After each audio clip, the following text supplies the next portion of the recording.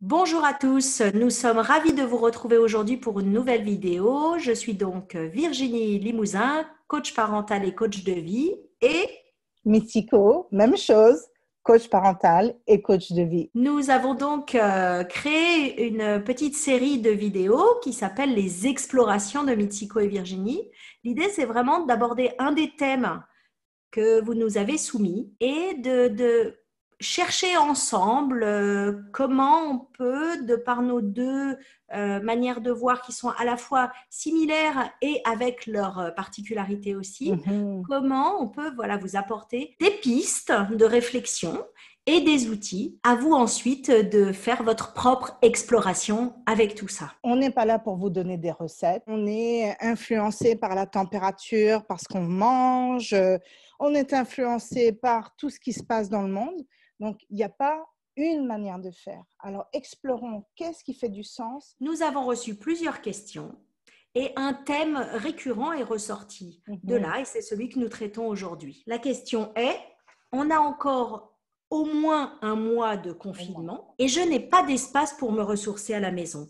Comment faire? C'est vrai que c'est super dur d'être à la fois parent, travailleur, femme et homme et de trouver de l'espace pour chacun à l'intérieur de cette même maison et avec ce temps de confinement qui nous pose un challenge immense. Donc, je trouve ça super riche parce que si on s'arrête pour comprendre, créer son espace, qu'est-ce que ça veut dire? Ça veut dire que je crée vraiment comme un cercle autour de moi où je délimite là où moi j'ai envie d'exister et comment toi tu peux exister avec moi. Donc il y a deux mouvements dans créer son espace. Il y a donner l'intention, c'est quoi qui m'habite là que je veux faire rayonner. Et ensuite il y a comment je fais pour le communiquer avec les gens autour de moi pour qu'on puisse être non pas dans tu vas me donner de l'espace sinon, et non plus dans oh mon Dieu, il faut que je m'occupe de mes enfants, de mon partenaire,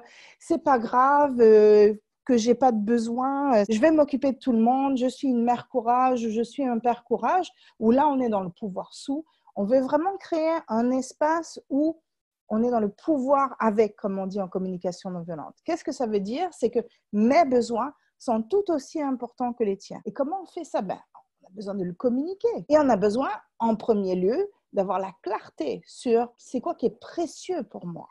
Donc, quand on veut créer un espace, souvent c'est un espace de calme, c'est un espace de paix, c'est un espace de régénération. Si je comprends clairement que j'ai besoin de ça, comment je fais pour créer les conditions favorables? C'est vrai que c'est difficile d'habiter cet espace-là. Mhm.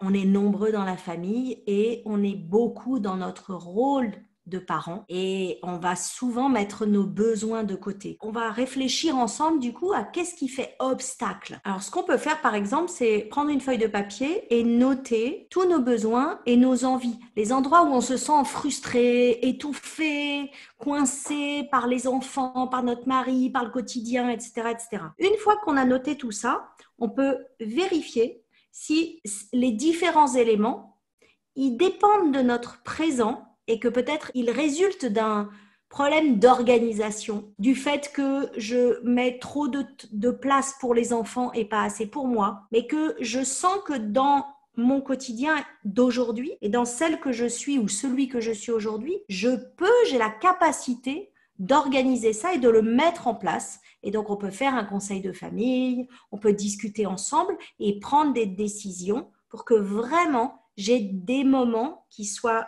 pour moi et des moments où je peux aussi apprendre à me ressourcer avec les enfants. Ça, on en parlera tout à l'heure. Je peux reprendre des décisions pour moi, replanter les graines de ce que je veux mettre dans mon quotidien et qui va me nourrir. La deuxième question que j'ai à me poser, c'est si je sens que ça n'est pas dû à un manque d'organisation et que je sens que je ne suis pas au contrôle de ce qui est en train de m'arriver, que j'ai l'impression effectivement des choses assez démesurées, d'étouffer, d'être écrasée, etc., etc., alors j'ai besoin d'aller voir et de me poser la question de est-ce que ça a un lien avec mon passé? Tu parlais de besoins tout à l'heure. Dans notre enfance, ce sont nos parents qui ont comblé nos besoins. Nous-mêmes, en tant que parents, nous comblons les besoins de nos enfants. Le problème, c'est que si mes parents eux-mêmes étaient avec des dysfonctionnements ou étaient carencés dans leurs propres besoins. Ils n'ont peut-être pas répondu aux besoins que j'avais. Et quand nous sommes petits, nous introjectons à l'intérieur de nous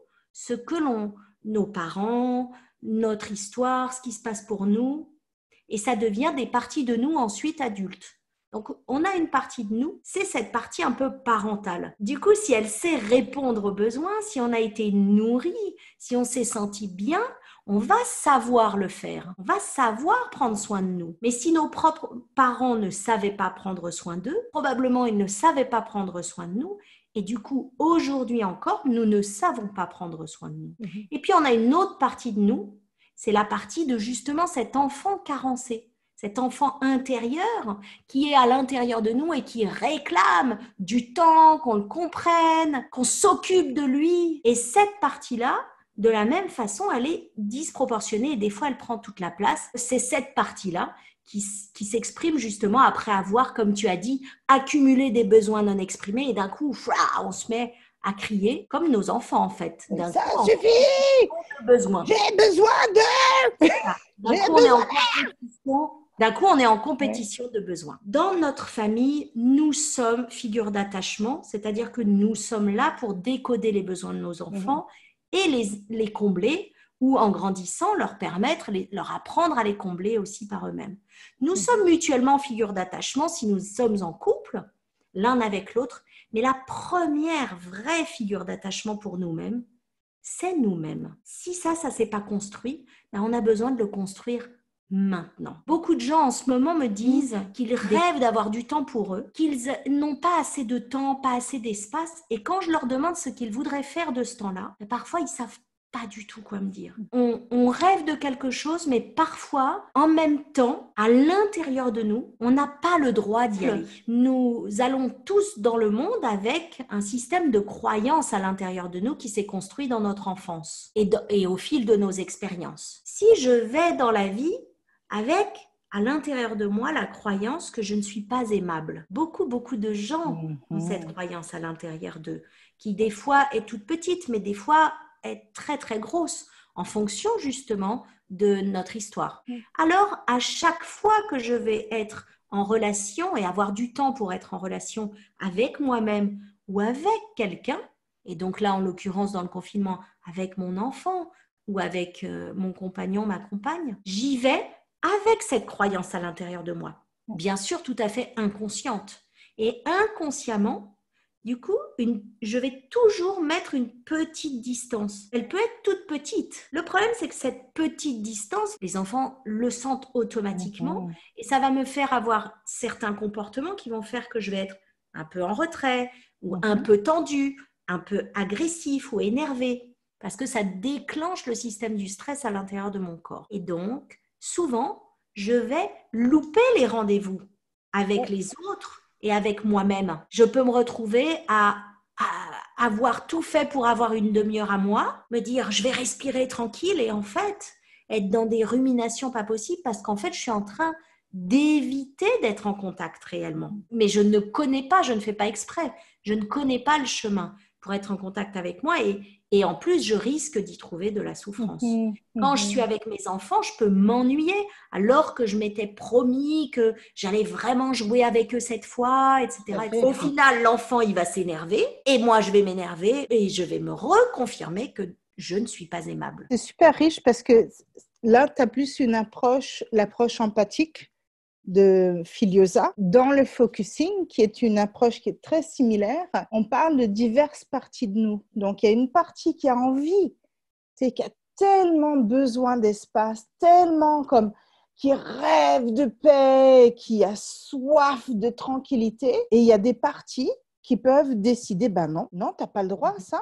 La vie, c'est pas facile, il faut que tu ailles bosser là. Ou on peut avoir des parties qui disent, non, mais attends, là, t'as pas le temps, il faut que tu ranges toute la lessive, il faut que tu fasses la vaisselle. Donc, il y a parfois des parties de nous qui nous empêchent de juste savourer le moment. Je trouve ça hyper riche parce qu'au fond, ça explique comment on peut avoir envie, on peut avoir cet élan-là à l'intérieur de nous et plein de choses qui nous empêchent d'y arriver parce que toutes ces parties-là créent des blocus. Si on ne prend pas le temps de s'arrêter pour prendre conscience de tout ce qui est présent, il n'y a rien qui se passe. C'est riche quand même. Hein. On peut aussi observer, est-ce que ça ne serait pas une partie qui appartient en fait à mon père ou mon grand-père, ma grand-mère? Et donc dans le transgénérationnel, on va retrouver aussi des croyances qui sont ancrées sur des générations et des générations et qui m'empêchent d'être réellement avec moi-même et dans l'instant présent. J'aime beaucoup dire de me goûter et de goûter à la vie et de goûter à l'autre. En fait, que tout commence à prendre beaucoup plus de sens et une vibration particulière et que le moindre moment du quotidien devienne un moment ressourçant. Mais c'est tellement précieux ce partage parce que au fond, c'est quoi la ligne, tu sais, le fil conducteur, c'est s'arrêter, observer. Qu'est-ce qui est là? Je suis identifiée à quelle partie? La partie qui veut terminer, faire la vaisselle, terminer la tarte salée à préparer, nettoyer la cuisine. Est-ce que je suis identifiée à cette partie-là qui empêche ma partie enfant ou ma partie joyeuse créative, de joyeuse. s'exprimer? Est-ce que je suis identifiée à une partie qui se dit il faut que je sois une bonne mère, il faut que je sois douce, qui fait en sorte que toutes les parties qui veulent être authentiques n'ont pas d'espace pour pouvoir s'exprimer. Et donc, qu'est-ce que c'est? C'est prendre ce temps de recul pour justement permettre à toutes ces parties d'être vues, entendues, de sorte qu'un équilibre naturel s'installe. En fait, nous bloquons, nous auto-sabotons. C'est ça, c'est de l'auto-sabotage. Moi, j'aurais tendance plutôt à dire que c'est ces parties-là qui nous sabotent. Et hélas, on n'est pas du tout, nous, aux commandes, ces moments-là. On n'a pas tous la même histoire, on n'a pas tous les mêmes souffrances, on n'a pas tous les mêmes épreuves. À différents moments de notre vie, on va avancer. Et tout ce qu'on est en train de partager aujourd'hui, finalement, c'est un chemin de toute une vie. Tout à fait. Hein, soyons lucides et en même temps avec voilà, cet axe qui nous guide et cette flèche vers ce qui nous anime et ce que l'on cherche, quelle quête de sens de notre vie et qu'est-ce qu'on a envie de mettre dans notre vie. Il y a un silence qui s'est installé, qui est extraordinaire et qui est nourricier. Et qui peut faire peur. Et qui peut faire peur. Mon Dieu. Il y avait une recherche qui a été faite il y a quelques années. En fait, on mettait les gens dans une salle d'attente et puis on leur disait que pendant cette période-là, ils n'avaient pas le droit de lire ou d'être sur leur téléphone. Sinon, ils recevaient un choc électrique ou quelque chose de vraiment absurde. Les gens ont préféré recevoir la punition que de devoir être en silence, sans écran, sans livre ou distraction. Être en silence, c'est accueillir ce qui est. Et ce qui est, plus on le repousse, plus c'est difficile de pouvoir accueillir tout ce qui monte. Et de rester dans un confinement, ça peut être extrêmement difficile. Comme ça peut être très doux pour certaines personnes. Alors, profitons de cet instant pour justement voir, est-ce qu'il y a une partie de moi qui est inconfortable? Parce que ça n'est pas habitué à juste rester avec de la tristesse, rester avec l'incertitude ou de la colère. Accueillir ce qui est. Mais voilà, on a quand même la question du ressourcement qui ressort. Créer son espace, oui. L'habiter, oui. Rayonner, oui. C'est vachement difficile comme on a pu le démontrer. Il y a peut-être des petits trucs quand même qui peuvent être plus faciles et qui peuvent répondre à certains besoins. Je vais revenir justement à cet endroit où peut-être que pour certains d'entre nous, il y a des prises de conscience sur notre histoire personnelle, sur des douleurs que j'ai pu avoir, etc., etc. Et donc, comment est-ce que je peux m'occuper de ça? Et justement, c'est vraiment créer mon propre espace que de prendre soin de moi là-dedans.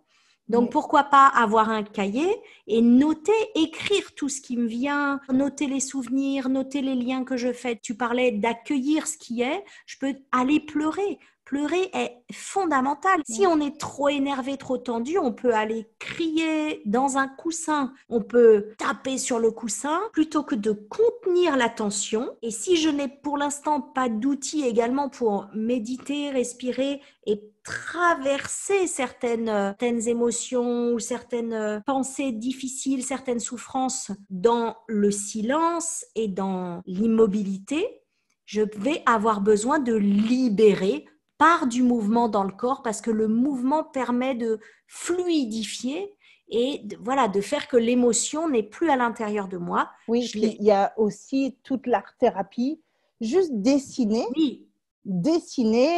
gribouiller, je suis fâchée, peu importe. Ça aussi, ça peut être formidable.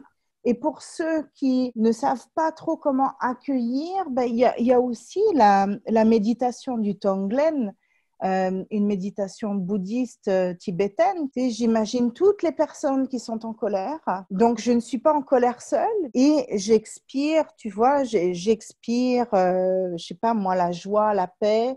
Donc, j'inspire et j'imagine à toutes les personnes qui sont tristes et j'expire la paix, la tranquillité. Donc, ça peut être une manière, on peut même se parler à soi en disant, là, je suis en train de vivre de la colère, je reste avec, tu as le droit d'être en colère, tu peux être en colère aussi longtemps que tu le souhaites. On peut aussi partir dans des outils énergétiques comme le yoga, il y a beaucoup de vidéos de Qigong, il y a beaucoup de vidéos d'EFT. L'EFT est vraiment un outil merveilleux. Le confinement nous offre aussi la possibilité de chercher et de tester. Jouons les papillons qui butinent sur des fleurs. Ce n'est qu'en butinant sur différentes fleurs qu'on va ensuite trouver une voie, une pratique. Et là, d'un coup, on va se dire, je suis à ma place. Donc, il y a tout l'aspect de retrouver, en fait, un petit peu l'image qui montre pour moi, c'est un chien qui est tout mouillé et qui se secoue, donc qui retrouve un petit peu sa place. Puis là, j'aimerais qu'on parle aussi rapidement de ressourcement parce qu'il y a se ressourcer, donc se vidanger en quelque sorte. Mais après, il y a faire le plein d'énergie. Et ça, c'est vachement important. Donc, un peu comme, c'est ça, on se débarrasse de ce qu'il y a de trop, de ce qui ne nous appartient plus, comme ça. Et après, qu'est-ce qui nourrit, et là, je me permets de le dire, mon âme. Qu'est-ce qui me met en lien avec quelque chose de puissant à l'intérieur de moi? Quelque chose de lumineux. Dans mon cas, j'irais avec des choses comme chanter. Parce que quand on chante, on est dans notre corps. Et on touche à mon père dit que c'est la voix de l'âme. C'est vraiment la voix, la parole de l'âme. Donc, il y a chanter, il y a danser. Aussi, on est dans notre corps. Donc, on est dans le moment présent. Et on se libère. On se libère en fait de ce qu'il y a de trop, mais aussi on se recharge. Il y a la poésie dans mon cas. Aller en nature, juste marcher et entendre les oiseaux, c'est formidable. Se sentir plein à l'intérieur de soi. C'est souvent ce qui nous manque. C'est ça vraiment le plein contact, c'est être dans une plénitude avec soi ou dans une plénitude avec l'autre. On peut aussi réfléchir à comment est-ce que je peux me ressourcer dans mon quotidien et dans la relation. Et là, je voudrais aborder la relation avec nos enfants. Pour certaines personnes, c'est plus facile de se ressourcer seul à seul avec soi. Et c'est hyper dur et ça demande une énergie énorme de jouer avec les enfants. On peut se questionner, d'ailleurs soi-même, est-ce que ça me renvoie à quelque chose de mon enfance? Est-ce qu'on a joué avec moi? Comment c'était quand on jouait avec moi? Et pour d'autres personnes, c'est plus facile d'être avec les enfants.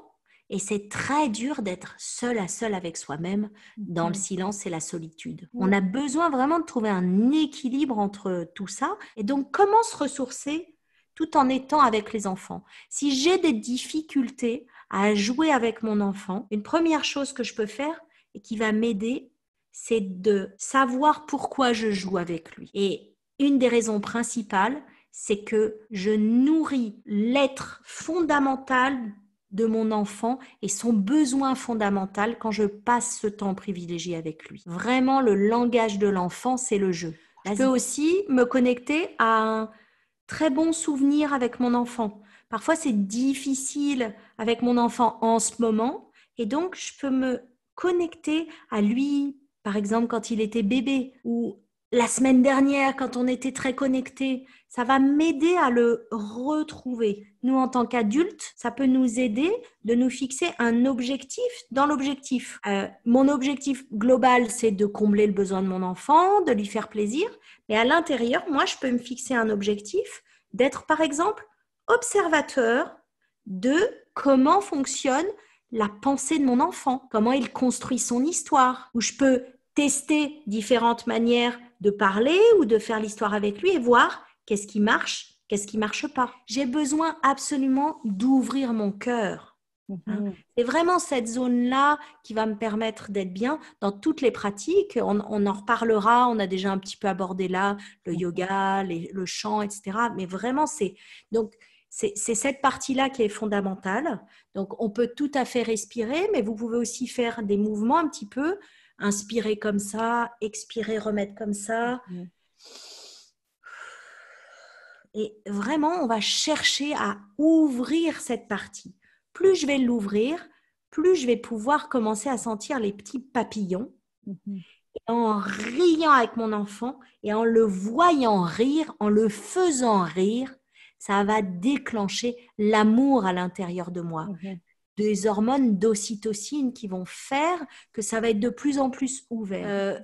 Faire des petits jeux de contact, j'ai fait une vidéo que tu as chouette. Il peut vraiment vous donner des idées de petits jeux très très simples avec des petites boules de coton, des petits jeux magnifiques qui vont nourrir à la fois notre enfant mais aussi nous et nous enfants aussi. Exact. Et ça, c'est ce que j'aime le plus, c'est quand mon enfant intérieur, mon enfant joyeux sort jouer avec mes enfants, c'est tellement extraordinaire. Donc, je voudrais juste préciser parce qu'il y a des gens qui sont moins comme ils connaissent moins l'approche empathique d'Isabelle Filosa. Et quand ils vont entendre combler les besoins, ils vont dire « Attends une minute, c'est mon rôle de combler les besoins. » Et j'aimerais préciser qu'en communication non violente, on ne va pas combler les besoins dans le même sens que dans l'approche empathique. Combler les besoins, c'est-à-dire que si mon enfant a besoin de nourriture, ben, je vais le nourrir tout de suite. En CNV, c'est ça que ça veut dire combler le besoin. Tandis que ce que j'entends chez toi, c'est plus on tient compte et ça fait partie de la construction dans laquelle on est que d'être vraiment attentif et à l'écoute du besoin de jeu. L'instinct, moi j'appelle ça l'instinct d'attachement, donc vraiment ce besoin de lien, de présence, de connexion. Donc juste pour clarifier, pour certaines personnes qui vont peut-être pas saisir en fait qu'on parle de la même chose, mais on n'utilise pas nécessairement les mêmes mots. Ce que je trouve vraiment, vraiment riche dans ce que tu partages, c'est à quel point on a besoin de juste avoir du plaisir, contacter ce plaisir à l'intérieur de soi. Et ce qui, moi, m'aidait beaucoup à être en lien avec mes enfants, voilà, il y a des jeux que j'aime moins jouer et on peut trouver cet espace où moi, j'ai du plaisir et toi aussi. J'entends beaucoup de parents qui vont dire il faut que je joue avec mon enfant. Attention, hein, quand on dit il faut que je joue, c'est fini. C'est la partie parent. On va se rebeller. On dit on va résister. On résiste automatiquement à la contrainte, bien sûr. C'est pour ça que c'est tellement important de pouvoir voir, OK, qu'est-ce qui m'apporte de la joie, qu'est-ce qui me met en lien avec le jeu. Et choisir. Un choix. Si je joue à un jeu que je n'aime pas, par exemple, beaucoup d'enfants adorent jouer au Playmobil et le nombre de parents que je connaisse qui n'aiment pas jouer au Playmobil. Alors, j'ai besoin de réfléchir et si je sais que ça va vraiment le nourrir, je peux aussi faire le choix. Mais dès que je me mets un il faut, c'est fichu. Ça, c'est sûr. C'est important que les parents l'entendent, Virginie, parce que c'est un jeu pour nous tous, pas un jeu pour l'enfant. Nourrir, oui, nourrir la relation où on est en contact avec ce plaisir, avec cette joie, avec cette douceur, avec cette chaleur, tout le monde, pas juste l'enfant. Et à ce sujet, ce que je voulais partager, tu parlais de la plénitude tantôt, et c'est ça. On revient là dans l'exemple qu'on vient de donner, comment le jeu peut être plein à l'intérieur de moi aussi. pas juste pour l'enfant. Et quand je parlais de créer son espace, je reviens à ce sujet-là. Comment je fais un cercle autour de moi. J'aimerais vraiment vous inviter à explorer comment ce cercle-là, comment ce besoin qui m'habite, je peux le vivre dans la plénitude et non dans le manque. Souvent, les gens quand ils vont s'initier à la communication non violente, puis ils vont dire, ben là, je communique de manière non violente, ils vont parler dans une place de manque. J'en ai marre, je suis fatiguée, hein, c'est vraiment important pour moi d'avoir de l'espace.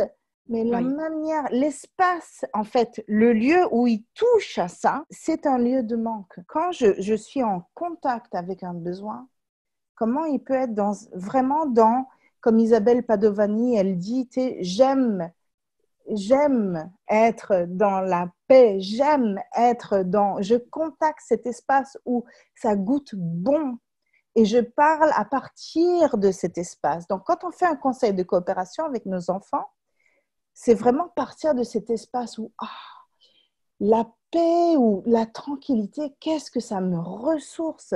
Oui. Ça goûte bon pour moi. Et j'en ai besoin dans ma journée et je suis sûre que je ne suis pas la seule.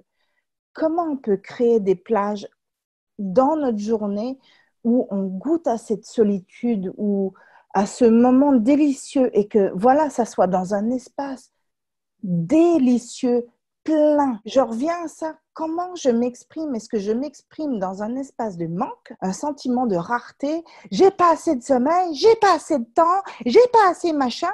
Ou est-ce que je viens dans un espace qui dit la paix, la joie, le repos?